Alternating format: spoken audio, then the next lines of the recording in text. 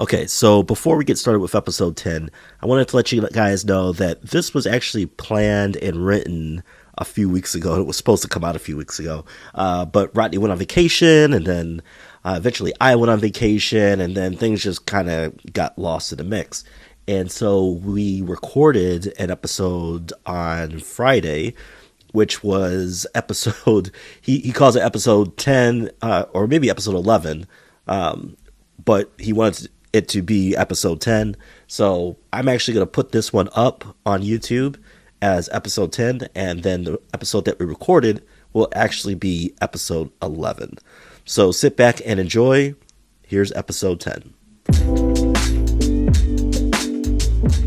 What's up, everyone? It's episode 10 of the Nation80 podcast. I'm your host, Michael, filling in for Rodney as he is on vacation with his family. But don't worry, we have some exciting news to talk about from the previous week.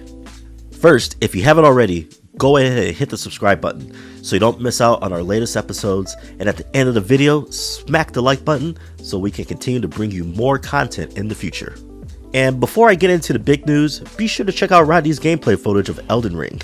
It seems like I'm the only one not playing this game, however, Rodney has it covered and swears by it. Also, be on the lookout for a new video featuring my choices for games you can pick up and play on the Nintendo Switch. Alright, now for the big stuff. We finally got a trailer for Obi-Wan Kenobi TV series, Konami announced the TMNT collection, and Disney just dropped a trailer for Ms. Marvel. The trailer for Obi-Wan Kenobi came out and it looks amazing. But before we get into some takeaways, let's take a look at some facts. Alright, so the cast features Ewan McGregor as Obi-Wan. He is reprising his role, as well as Hayden Christensen reprising his role as Darth Vader. We also have Joel Edgerton playing Owen Lars. He also is reprising his role from the Clone Wars movies. Then we have Rupert Friend as the Grand Inquisitor, Moses Ingram as Inquisitor Riva, and then Sun Kang as the fifth brother. We also have Grant Freely playing young Luke Skywalker. Obi-Wan Kenobi is directed by Deborah Chow. So to summarize the plot for this TV show, Jedi Master Obi-Wan Kenobi watches over young Luke Skywalker and evades the Emperor's elite Jedi hunters during his exile on the desert planet Tatooine. And this show actually debuts May 25th this year with 6 episodes. Alright, so what are my main takeaways for this? First, the opening music, which was Duel of Fates from the original, the first 3 Star Wars movies, really just the first Star Wars movie, episode 1. And man, it got you so hyped. It got you hyped because Duel of Fates was the song they played when Obi-Wan and Darth Maul had that final battle at the end of the movie after Darth Maul kills Obi-Wan's master, Qui-Gon. And so that just got you already hype for the show. The next takeaway I had was that we got to see this Grand Inquisitor, and he gave this great monologue. And he talked about hunting Jedi with other Inquisitors, and if you've watched the Star Wars Rebel shows, you know who the Inquisitors are. They're basically just Force yielders that are dark side guys, and they're hunting down the last vestiges of Jedi that are out there. And so the monologue that the Grand Inquisitor gave was great, basically saying that the Jedi, they can't help themselves, because of their religion. They can't help themselves, and it makes them easy to stand out, and that's what you got to go for. The other takeaway is that we got to see young Luke in the trailer, with Obi-Wan watching him from a distance, and Obi-Wan seemingly living a low-class life. And now this makes sense because Obi-Wan is not trying to get caught up in whatever the Emperor is doing or has planned, and he's trying to stay low. We saw that in the TV show Star Wars Rebels. It might have been Clone Wars. I can't remember. But we saw there was a scene where Obi-Wan and Darth Maul have a final duel, a final face-off, because Darth Maul is getting close to figuring out why Obi-Wan is on Tatooine and who he's protecting. And so they have like this samurai-esque showdown, and Obi-Wan is able to get the upper hand on him, defeating Darth Maul and seemingly killing him. And lastly, at the end of this trailer, we got to hear the classic Darth Vader breathing in the end. We know that Hayden Christensen is reprising this role, and we assume that he's going to be joining the hunt with the Grand Inquisitor and the other Inquisitors to find all the other Jedi around the galaxy. And I'm sure we'll see him murking some Jedi. So this trailer looks really good. It's only 6 episodes. Like I said, premieres May 25th, starring Ewan McGregor. Next up, I'm really excited about this. We got the Teenage Mutant Ninja Turtles collection reveal. All right, so I'm super excited that Konami came out with this announcement and revealed that they have Teenage Mutant Ninja Turtles, the Cowabunga collection. I can't express how excited I am for these games, especially the arcade version that my cousins and I loved so much and played when we were kids. So what we're getting 13 titles, and let's see if I can get through this in one take. All right, so basically we've got three different systems, maybe 4 different systems, 5 different systems that we're getting these 13 titles from. So first off, for the arcade versions, we're getting Teenage Mutant Ninja Turtles and then Ninja Turtles Turtle in Time. For the classic NES, again, Ninja Turtles 2, the arcade game, and then Ninja Turtles 3, the Manhattan Project, and then finally Ninja Turtles Tournament Fighters. And then for the Super Nintendo, we're getting Ninja Turtles 4, Turtles in Time, and then again, Tournament Fighters. For the Sega Genesis, we're getting the Hyperstone Heist, and again, Tournament Fighters. And then for the Game Boy, we have Fall of the Foot Clan, Back from the Sewers, and then Radical Rescue. So I can remember playing Ninja Turtles on the classic Nintendo, Super Nintendo, arcade, and the Game Boy.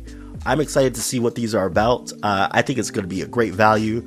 And we already know that they're coming out with a new Ninja Turtles game. So this would be a great pickup to get into it. And then that'll segue into the new Ninja Turtles game that'll be coming out later this year.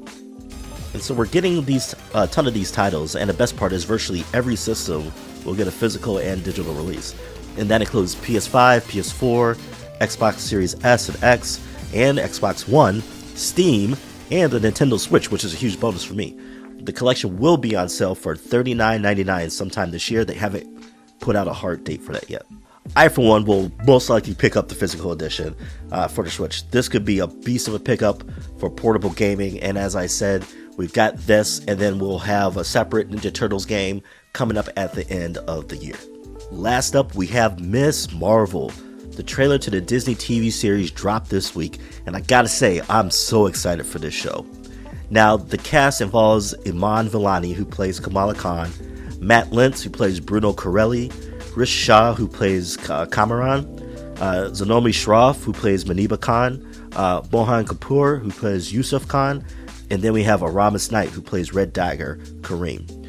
So, traditionally, Kamala Khan's story is about her growing up as a Muslim American and trying to fit in at her local school.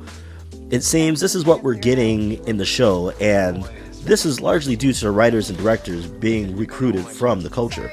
You know what I mean by the culture? I mean by like the Muslim culture.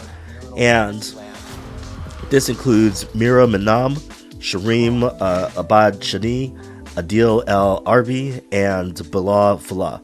So I'm sure I butchered all those names, but the important part is that we're getting these people that represent the culture and know what they're talking about, and it's going to lend to a more authentic feel for this TV show. Now, the major takeaways from this trailer, again, music plays a huge part into this, and for this one, they started off with Blinding Lights from The Weeknd, and it was awesome.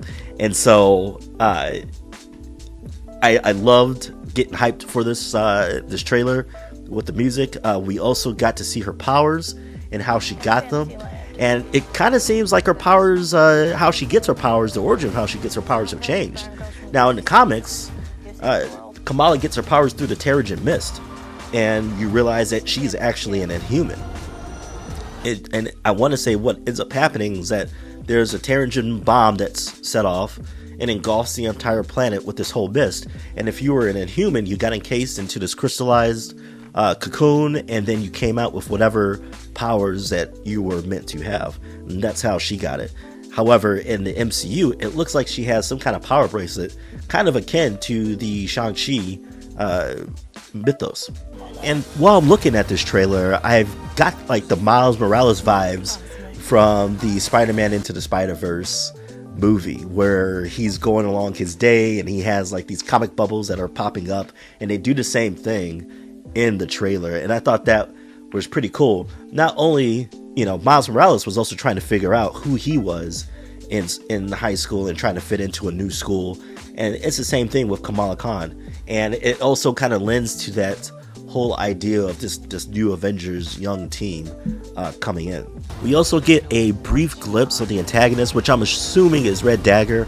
It also looks like the government forces are coming after him. We don't know if it's S.H.I.E.L.D. or whoever, but we did get to see some of the danger that Kamala is going to be facing in this TV show. So Miss Marvel debuts with 6 episodes this year on June 8th on Disney+. Please check it out. Alright, to wrap up, we have 2 new shows that look great, and a collection of Teenage Mutant Ninja Turtle games that promise to keep you and your friends gaming for hours. I'm also looking forward to the second quarter release of the Steam Deck. Fingers crossed that Rodney and I can get our hands on that soon, please. And as always, check us out on all the social media platforms you have. Don't forget to subscribe, and if you really enjoyed the video, smash that like button. I'm your host, Michael. Keep your imagination up, and we'll see you in the next one.